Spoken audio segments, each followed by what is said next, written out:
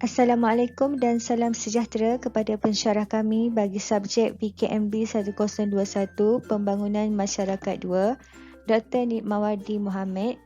Kami akan membentangkan tentang tajuk tugasan yang telah diberikan, iaitu kesesuaian pakaian wanita dan lelaki dalam majlis rasmi.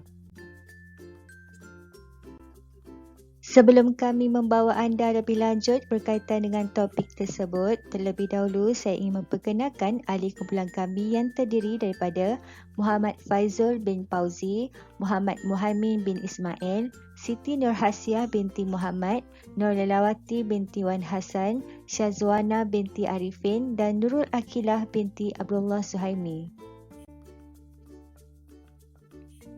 Berikut merupakan subtopik yang akan dibincangkan oleh kumpulan kami, iaitu pengenalan, tata hias pakaian dan gaya, konsep berpakaian, pandangan masyarakat terhadap pakaian, kesesuaian pakaian wanita dan lelaki dalam majlis, kesesuaian pakaian mengikut majlis dan akhir sekali adalah kesimpulan.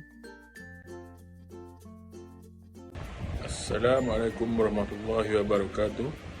Saya Muhammad Faizul bin Fauzi, nombor matrik 290165, akan menerangkan berkenaan dengan kesesuaian pakaian wanita dan lelaki dalam majlis rasmi. Kesesuaian pakaian lelaki dan wanita dalam majlis rasmi ialah etika berpakaian yang merupakan peraturan-peraturan tingkah laku atau bersopan santun sama ada dalam berhubungan antara satu sama lain. Amalan protokol dalam satu majlis bertujuan menetapkan penghormatan yang diberikan kepada seseorang tetamu kehormat dan para jemputan. Oleh yang demikian, etika berpakaian mencerminkan atau melambangkan kreativiti dan kredibiliti keupayaan sebuah agensi tersebut.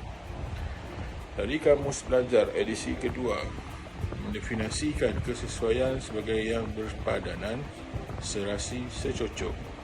Maka jelaslah ianya menerangkan kepada kita bahawa kesesuaian pakaian bermaksud keadaan di mana pemakaian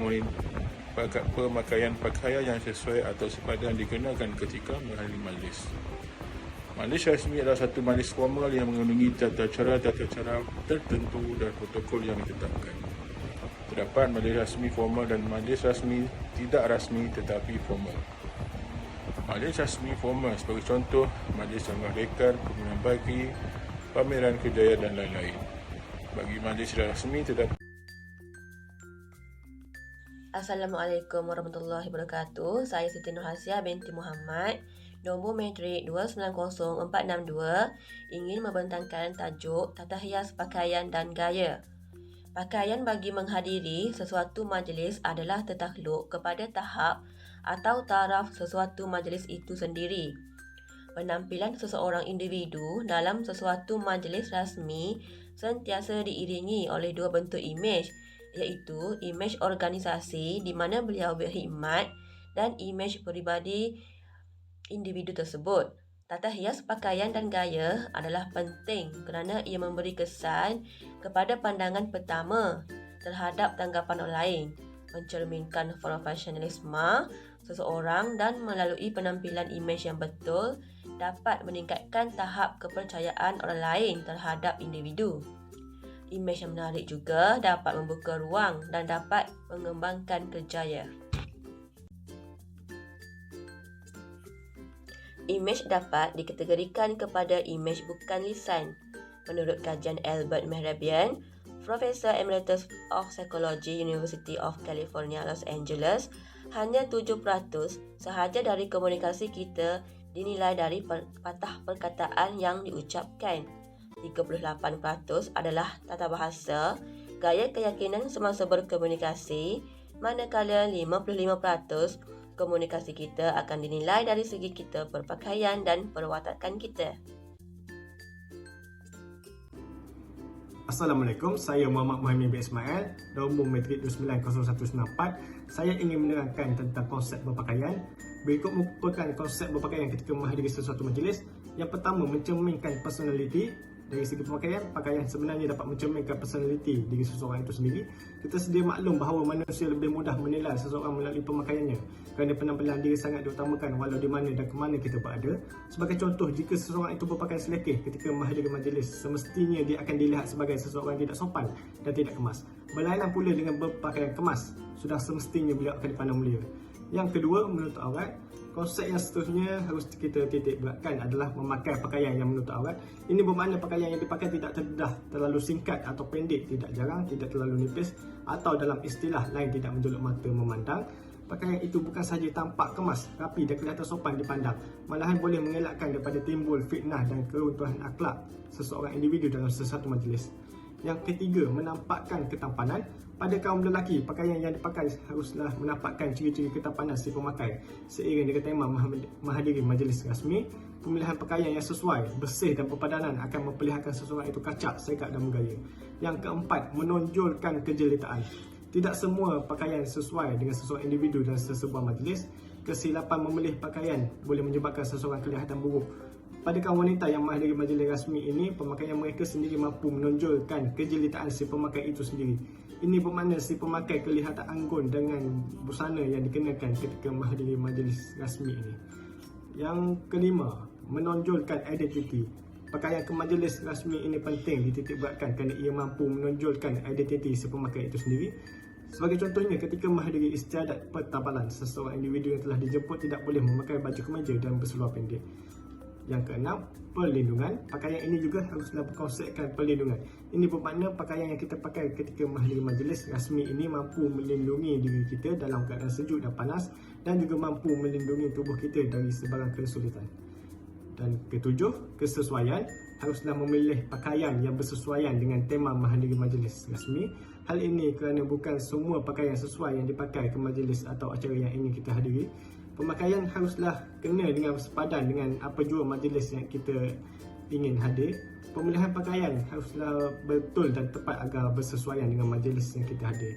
Sekiranya kita tidak memilih pakaian yang bersesuaian, kita akan menjadi tumpuan negatif pada majlis tersebut.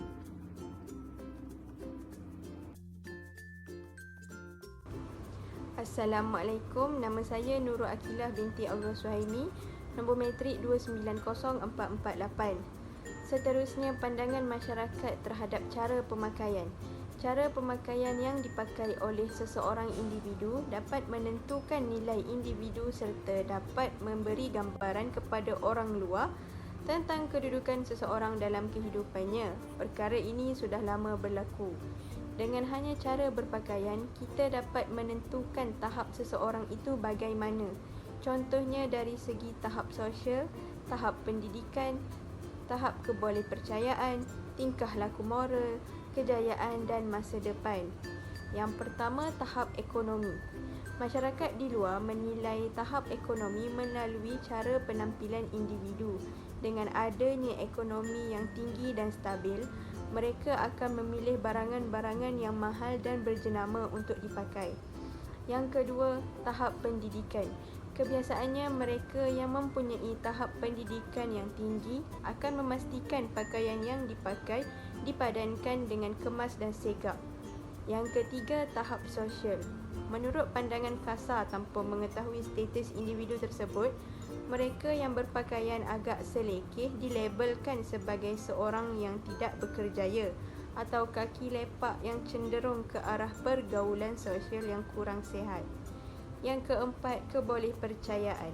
Cara berpakaian juga mempengaruhi kebolehpercayaan terhadap individu.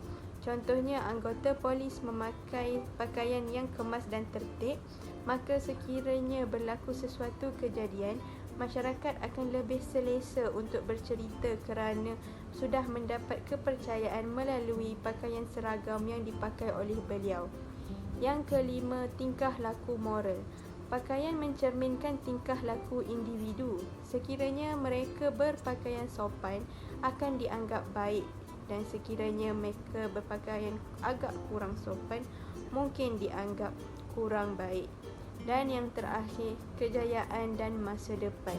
Cara berpakaian juga dapat mencerminkan seseorang itu mempunyai masa hadapan yang lebih cerah dan bekerja.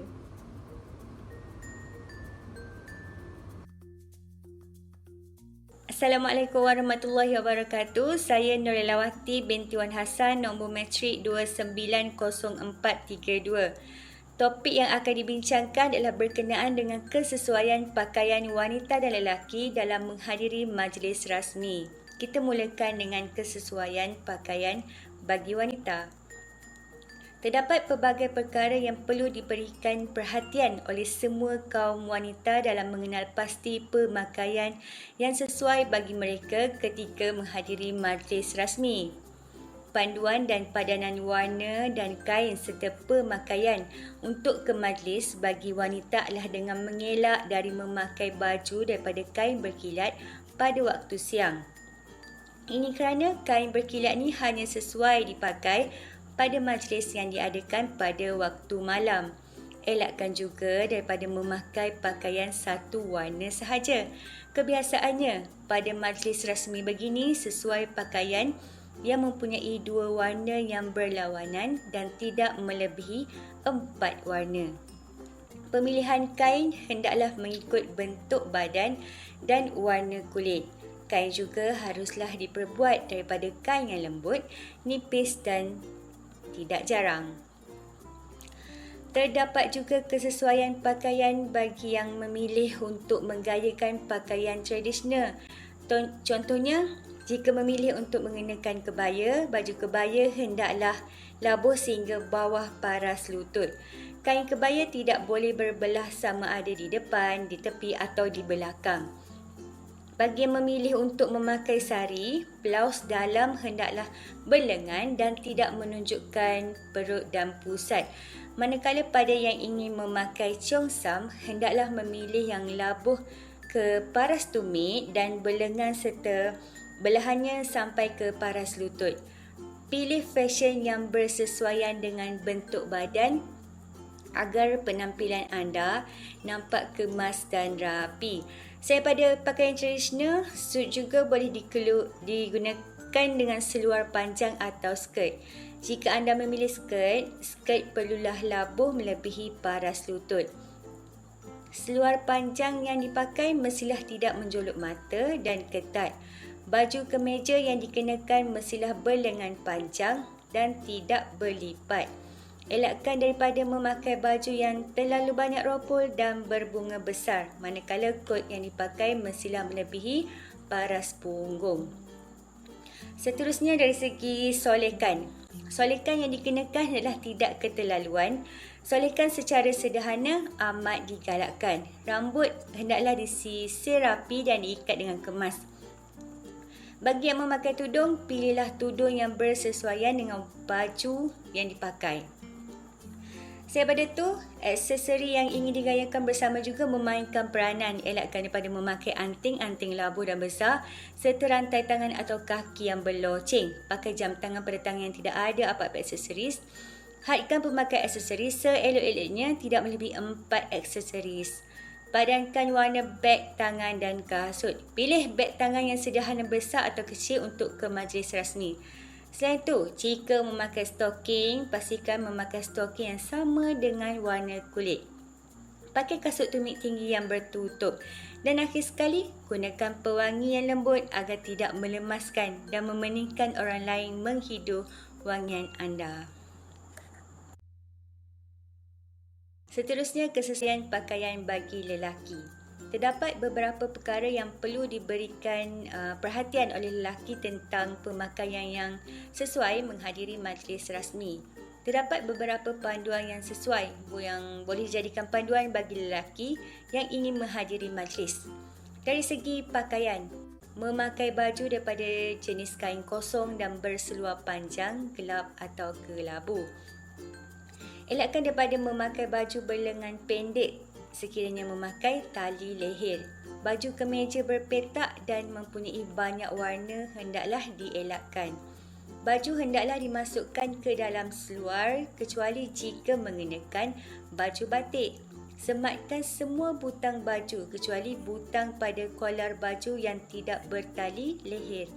Elakkan memakai baju kemeja yang ketat yang boleh menghalang pergerakan badan dan tangan. Jangan memakai baju, seluar dan stoking bercorak jalur sepenuhnya. Seluar jangan terlalu labuh hingga mencecah lantai atau terlalu singkat sehingga kelihatan tergantung.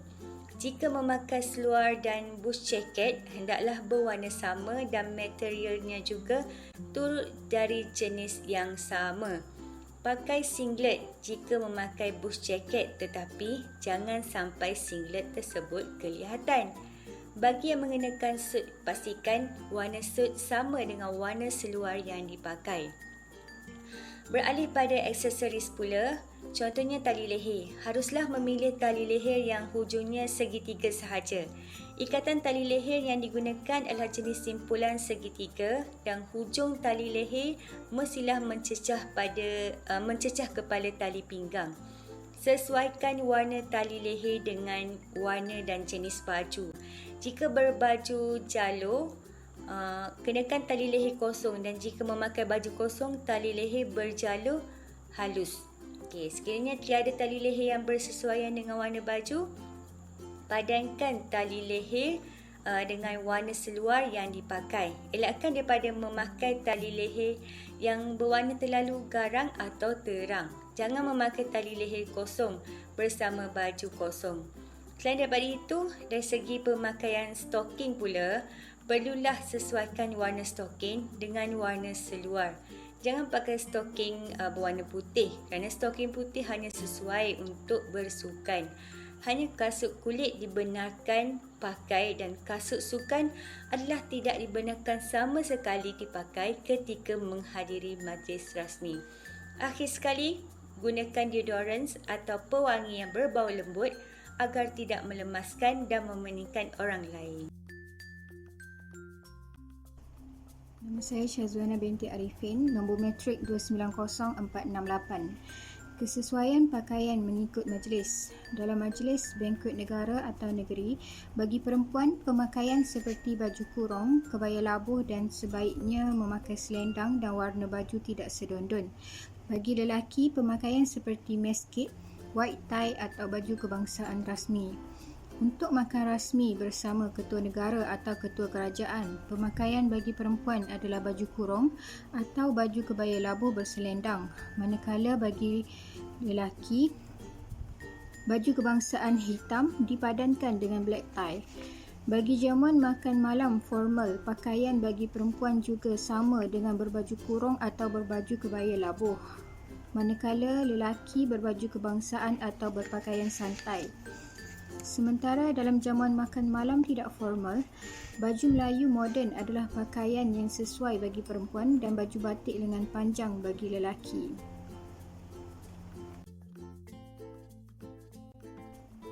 Bagi jamuan makan tengah hari yang rasmi pula, perempuan harus mengenakan baju kebaya dan kurung. Lelaki pula boleh mengenakan baju batik dengan panjang, baju santai atau pakaian kerja.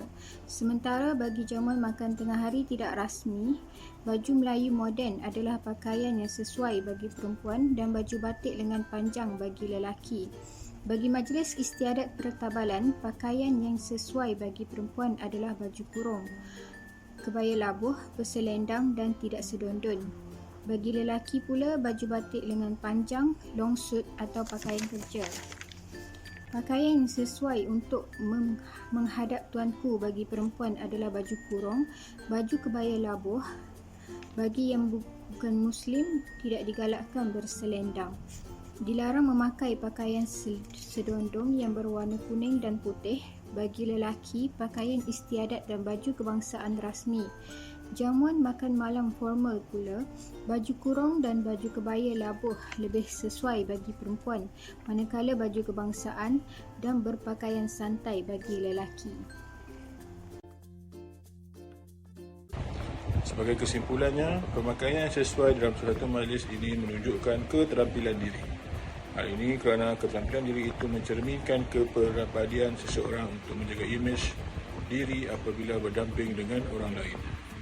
Dalam mengikuti peraturan ini dan adat sesuai majlis rasmi tertentu, etika pemakaian adalah satu perkara yang amat dititik beratkan bagi menjaga imej sebuah majlis tersebut dan ianya menampakkan lagi lebih profesional dan memastikan majlis berjalan lancar. Sekian, terima kasih.